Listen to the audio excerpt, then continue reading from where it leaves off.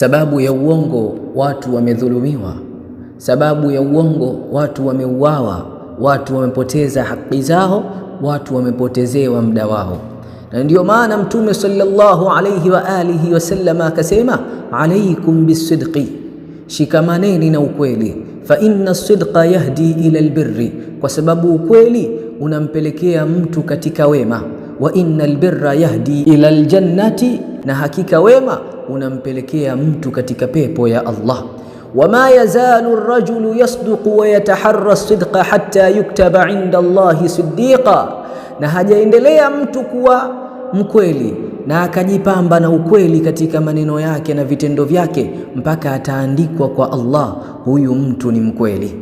Wa iyyakum walkadhiba, najiepusheni na uongo, fa innal kadhiba yahdi ila alfujuri, kwa sababu uongo unapelekea katika uovu. Ukiwa muongo sana utatengeneza mambo mabaya, utakuwa mtu mbaya. Wa innal fujura yahdi ila an-nari, na hakika uovu unampelekea mtu motoni.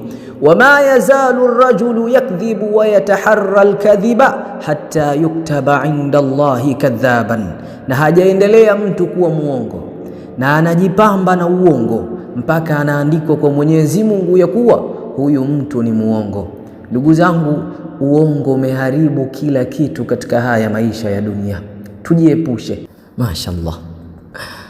Ana Yasin Al-Haythami, Allah kubariki.